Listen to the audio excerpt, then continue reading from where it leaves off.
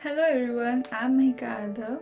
So welcome back to my channel. I'm a first year medical student in Samara State Medical University, Russia. तो इस video में मैं आपको बताने वाली हूँ कि यहाँ पर हमारी क्लासेस कैसे लगती हैं और यहाँ पे एग्ज़ाम कैसे कंडक्ट होता है। तो ये दो चीज़ें मैं आपको इस वीडियो में बताने वाली हूँ। यहाँ का बेसिकली जो एजुकेशन सिस्टम है उसके बारे में मैं इस वीडियो में बात करने वाली हूँ। So let's begin with the video. और अगर आपको ये वीडियो अच्छी लगे तो please subscribe my channel and like this video. And अगर आपको कुछ पूछना हो तो आप कमेंट कर सकते हैं। तो सबसे पहले मैं यहाँ की क्लासेस के बारे में बताती हूँ कि यहाँ पे हमारी क्लासेस कैसे लगती हैं। मैं अपना सेमेस्टर 1 और सेमेस्टर 2 का टाइम टेबल भी स्क्रीन पर शो हो जाएगा आपको कि हमारी यहाँ पे क्लासेस का टाइम टेबल कैसा होता है। तो हमारी यहाँ पे मंडे टू फ्राइडे क्लास लगती है, जिसमें किसी किसी दिन वेंसडे को भी हमारा ऑफ रहता है अगर आपकी टीचर अच्छी है और उसने कोई क्लास टाइम टेबल से रीशेड्यूल नहीं करी, क्योंकि ऐसा होता है कि हमारी वेंसडे को छुट्टी होती है, बट कुछ टीचर अगर उनका टाइम सूट नहीं हो रहा होता है तो कोई भी आपकी क्लास रीशेड्यूल होकर वेंसडे को हो सकती है। तो ऐसा भी यहाँ पे होता है, बट यहाँ पे मंडे टू फ्राइडे ही क्लास लगती है। फर्स्ट ईयर में सैटरडे और संडे को हमारी क्लास नहीं होती है। तो आप एक बार टाइम टेबल देख लो कि हमारी कैसे कैसे क्लास लगती है। ठीक है, एक दिन में हमारी 3 या 2 क्लासेस होती ही होती हैं। ठीक है, से हर और क्लासेस 8 बजे से स्टार्ट हो जाती हैं। वो आपके सब्जेक्ट्स पे भी डिपेंड करता है कि आपकी कौन सी क्लास किस बजे है। कुछ क्लासेस 8 बजे से स्टार्ट होती हैं, कुछ क्लासेस 9 बजे से भी स्टार्ट होती हैं। तो क्लासेस का टाइम आप देख सकते हो। अब हम क्लासेस कैसे जाते हैं, क्या ग्रुप वाइज सिस्टम होता है, क्या है, ये चीज़ मैं आपको बताती हूँ। तो यहाँ पे हम जैसे हमारे फर्स्ट ईयर में 150 स्टूडेंट हैं, इंडियन स्टूडेंट हैं, तो वो सबकी क्लासेस एक साथ नहीं लगती है। यहाँ पे मिनिमम 15 to 20 बच्चों के ग्रुप बना दिए जाते हैं। ठीक है, तो ग्रुप वाइज यहाँ पे क्लासेस लगती हैं और सब ग्रुप्स का टाइम टेबल भी अलग अलग होता है ताकि ये मिसमैच ना हो, और बहुत सारी टीचर्स हैं वो अलग अलग स्टूडेंट्स को पढ़ाते हैं। तो जैसे हमारे ग्रुप में 19 बच्चे हैं, तो हम 19 बच्चों की क्लास एक साथ लगती है, हम सबका टाइम टेबल सेम है। ग्रुप यहाँ पे डिवाइड हो जाते हैं, जैसे मेरा है ग्रुप 10, तो ग्रुप 1 से ग्रुप 10 ऐसे ऐसे स्टूडेंट्स डिवाइडेड हैं और ऐसे ग्रुप वाइज क्लास लगती है। तो सबके अलग अलग ग्रुप में ही क्लास लगती है। रेयरली कोई एक या दो सब्जेक्ट ऐसा होता है कि जिसमें एक से ज़्यादा ग्रुप या 2 ग्रुप हैं तो उनकी साथ लग रही है, बट थैंकफुली हमारा फर्स्ट सेमेस्टर में भी ऐसा कोई ऐसा सब्जेक्ट नहीं था जो हमको किसी और ग्रुप के साथ मिलके पढ़ना पड़ रहा, और क्योंकि फिर ज़्यादा बच्चे हो जाएंगे तो टीचर अच्छे से फोकस भी नहीं कर पाएगा। एंड इस सेकेंड सेमेस्टर में हूँ अभी मैं, तो हमारा सिर्फ एक हिस्ट्री ही सब्जेक्ट है जिसकी क्लासेस हम 2 ग्रुप के साथ लगती है। बाकी सारे सब्जेक्ट की क्लासेस हमारी एक एक मतलब एक ग्रुप में ही लगती है, बाकी ज़्यादा नहीं लगती। तो ये तो था ग्रुप सिस्टम जो मैंने आपको बता दिया। तो ऐसा नहीं कि सारे बच्चों की पढ़ाई एक साथ होगी, सारे बच्चों की क्लासेस एक साथ लगेगी। ग्रुप वाइज हमारे यहाँ अलग अलग क्लासेस लगती हैं। और जो क्लासेस का टाइम है वो 8 बजे से रहता है, और मैक्स कोई क्लास होती होगी एक या दो, वो टीचर पे डिपेंड करता है कि वो उसको रिशेड्यूल कर दे, वरना 4 या 5 बजे तक हमारी क्लासेस ख़त्म हो जाती हैं। और हर क्लासेस के बाद हमको ब्रेक मिलता है, ऐसा नहीं कि लगातार एकदम से क्लासेस होती हैं। जैसे एक क्लास हो गई, अगर कोई सा जैसे कोई हमारी क्लास पास वाले डिपार्टमेंट है तो हम पहले उधर जाएंगे, उसके बाद ब्रेक में वापस हॉस्टल आ जाते हैं, फिर नेक्स्ट क्लास के लिए वेट करते हैं। जितना भी किसी किसी में मिनिमम 30 मिनट टू 1 आवर का ब्रेक होता ही होता है हर क्लासेस के बीच में। जैसे अगर क्योंकि कोई ऐसी क्लास है जो दूर वाले डिपार्टमेंट में लगती है तो वहाँ हम इजीली बस से ट्रैवल करके जल्दी से पहुँच जाते हैं, टाइम नहीं लगता इतना। तो ऐसे हर क्लास के बाद हमको ब्रेक मिलता है। और 3 क्लासेस होती हैं डेली, बट कभी कभी ऐसा होता है कि 2 भी हैं किसी दिन और किसी दिन एक भी है। एंड क्लासेस जाना भी बहुत इम्पोर्टेंट होता है, आप क्लासेस मिस नहीं कर सकते। ऐसा नहीं है कि कोई ऐसा ही सब्जेक्ट है तो उसकी क्लासेस आपने मिस कर दी, आपको डेली क्लासेस जाना इम्पोर्टेंट होता है। क्योंकि हर क्लास का जैसे एग्ज़ाम तो सब सब्जेक्ट्स के नहीं होते, जो एक्स्ट्रा सब्जेक्ट्स हैं जो आपने मेरी सब्जेक्ट्स वाली वीडियो में देखे होंगे, तो उन सब्जेक्ट का एग्ज़ाम नहीं होता है, बट उन सब्जेक्ट का क्रेडिट मिलता है। क्रेडिट आपको 2 चीज़ों पे, आपकी परफॉर्मेंस क्लास में और आपकी अटेंडेंस। तो अगर आप डेली क्लास जा रहे हो तो ऑब्वियसली आपकी परफॉर्मेंस भी अच्छी है, टीचर देख रहा है आप डेली प्रेजेंट हो, और जो भी वो होमवर्क आपको करने को दे रहा है या क्लास टास्क आपको दे रहा है वो आप कर रहे हो, तो आपकी परफॉर्मेंस अच्छी है, उसके बेस पर आपको क्रेडिट मिलता है, जो कि बहुत बहुत इंपॉर्टेंट होता है। फाइनल एग्जाम में बैठने के लिए, जो मेन सब्जेक्ट के जो एग्जाम है उन एग्जाम के लिए आपको बाकी के जितने भी सब्जेक्ट्स हैं आपके सेमेस्टर में, जिन जिन सब्जेक्ट्स का क्रेडिट है, वो आपको जब आपको एग्जाम का टाइम टेबल मिलता है उसमें मेंशन होता है कि इन इन सब्जेक्ट का आपको क्रेडिट लेना है। तो वो क्रेडिट लेना बहुत ज़रूरी होता है और उस क्रेडिट के लिए आपको क्लासेस जाना होता है। तो सारी क्लासेस जाना इम्पॉर्टेंट है। और जो एक्स्ट्रा सब्जेक्ट्स हैं उनकी क्लासेस लाइक हमेशा नहीं लगती, जैसे एग्जाम से एक मंथ पहले हमारी क्लासेस खत्म होने लग जाती हैं। और जो एक्स्ट्रा सब्जेक्ट्स हैं लाइक जो नॉन मेडिकल सब्जेक्ट्स हैं उनकी तो मोस्टली ख़त्म हो जाती हैं।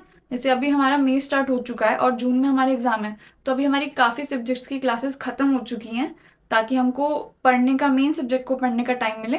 तो उन सब्जेक्ट की क्लासेस ख़त्म हो चुकी है, उनका क्रेडिट हमको मिल चुका है।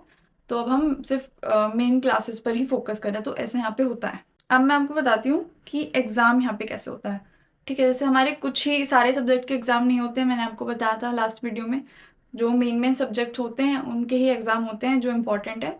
ठीक है, तो एग्ज़ाम यहाँ पे, एग्ज़ाम भी सेम ग्रुप वाइज ही होते हैं। ये नहीं कि सब बच्चों के एक साथ एग्ज़ाम हैं, आपके ग्रुप वाइज ही, कुछ ग्रुप के एक साथ, कुछ ग्रुप के एक साथ। स्पेशली जिस रूम में आप होंगे एग्ज़ाम दे रहे होंगे उसमें शायद 10 ही बच्चे हों। ठीक है, तो रूम में कम कम बच्चे ही रहते हैं और वहाँ पे 3 या 4 टीचर्स भी रहती हैं जब आप एग्ज़ाम दे रहे होते हो। तो यहाँ पे एग्ज़ाम ऐसे होता है अलग अलग ग्रुप में, जैसे मैंने बताया आपको। से आज मेरे ग्रुप का एग्ज़ाम है, उससे पहले जो और ग्रुप है, जैसे मेरा ग्रुप 10 है, तो ग्रुप 5 का, 4 का, तो हो सकता है उस सब्जेक्ट का उनका एग्ज़ाम हो चुका हो। अब भाई एग्ज़ाम हो चुका है फिर तो क्वेश्चन पेपर तो उनको पता ही होगा। तो ऐसा नहीं है यहाँ पे। ठीक है, यहाँ पे क्या होता है, यहाँ पे आपको टिकट्स मिलती हैं अलग अलग। तो हर बच्चे के पास अलग क्वेश्चन पेपर होता है जिसमें कुछ क्वेश्चंस लिखे होते हैं जिनको आपको आंसर करना होता है। तो वो टिकट्स आपको एग्जाम के टाइम पर ही मिलती हैं। जब आप एंट्री करोगे, जहाँ पे आप एग्जाम लिखने जा रहे हो उस रूम में जब आप एंटर करोगे उससे पहले आपको वो टिकट मिलेगी, एक पेपर मिलेगा, पेन आप लेके जाना, उसमें आपको वो आंसर्स लिखने हैं। उसके बाद जब आपका एग्जाम हो जाएगा तो आपको वो वापस टिकट वहीं रख देनी है। तो ऐसा होता है। और यहाँ पे जैसे जो एग्जाम में क्वेश्चंस आने वाले होते हैं वो आपको पहले से दे दिए जाते हैं। हाँ, ये तो चीटिंग हुई? नहीं, वो चीटिंग नहीं। जैसे एनएट का एग्ज़ाम है तो ऑलमोस्ट 200 क्वेश्चंस आपको दे दिए जाएंगे कि एग्ज़ाम इन 200 क्वेश्चंस में से आएगा। अब वो क्वेश्चंस नहीं होते, लाइक बेसिकली टॉपिक्स होते हैं या फिर तुम सिलेबस मान लो। तो वो ऐसा ही है। तो ऐसा नहीं है कि क्वेश्चन मिल जाते हैं इसका मतलब सब कुछ मिल जाता है। उसमें से आपको 3 या 4 जितने भी क्वेश्चंस आपके आए हैं टिकट में वो आपको करने होते हैं। अब वो कैसे करने होते हैं, आप रूम में जाओगे, वहाँ पे बहुत सारे टीचर्स होंगे। ठीक है, आपको अपना क्वेश्चन लिखना है पहले पेपर पे। जब आपका क्वेश्चन आप लिख लोगे उसके बाद टीचर आपको बुलाएगी, या अगर आप नहीं लिख पाए तो आप मैम को बोल सकते हो वेट करने के लिए, ऑफ कोर्स।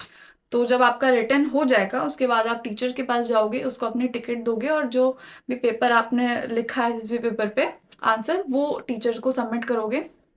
उसके बाद आपका होगा वाइवा, जो सबसे इम्पॉर्टेंट है। यहाँ पे इतना रिटन वर्क को आपको इतनी इम्पोर्टेंस नहीं दी जाएगी जितना आपका वाइवा। वाइवा ही डिसाइड करेगा कि आप पास हो कि फेल हो।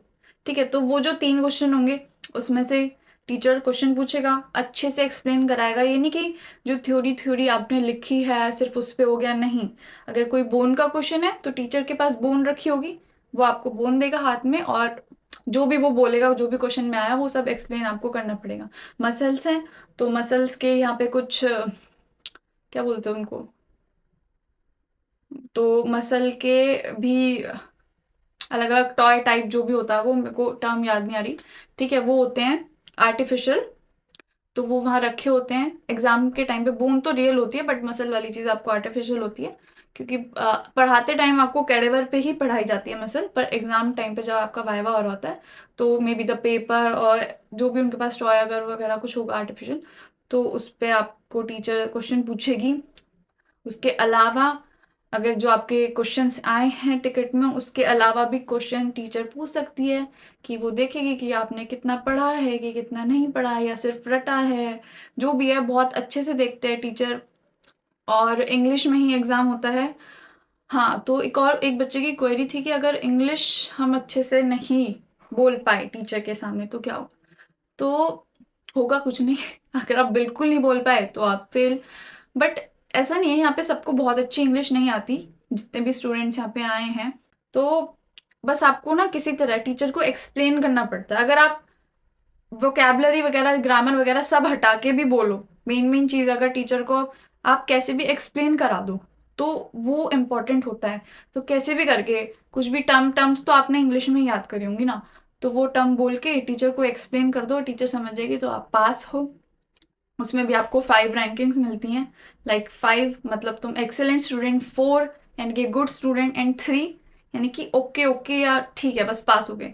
3 से नीचे अगर किसी को रैंकिंग मिलती है तो वो फेल होता है और वो री अटेम्प्ट के लिए प्रिपेयर करता है। यहाँ पे कुछ री अटेम्प्ट मिलते हैं, तीन तीन में भी, 2 या 3 या 4। तो उसके बारे में सोचो ही मत, तुम्हें पहले में ही पास होना है। ठीक है, अगर अगर इफ एनी चांस तुम फेल हो गए, टीचर को तुम सेटिस्फाई नहीं कर पाए अपने आंसर्स से, तो तुमको नेक्स्ट चांस और मिलता है, उसकी नेक्स्ट डेट होती है कि अब दोबारा से तुमको एग्ज़ाम देना, सेम वही प्रोसेस होगा, तुमको एग्ज़ाम देना है। और टीचर जब वाइवा लेगी तो उनको सब बताना है, and then you get mark. तो ऐसे ही होता है यहाँ पे एग्ज़ाम। मैंने क्लासेस का भी बता दिया है, एग्ज़ाम का भी बता दिया है। तो इस वीडियो के लिए यही, अगर आपको ये वीडियो अच्छी लगी हो, कोई इन्फॉर्मेशन मिली हो, तो इस वीडियो को लाइक कर दो, and bye bye, take care.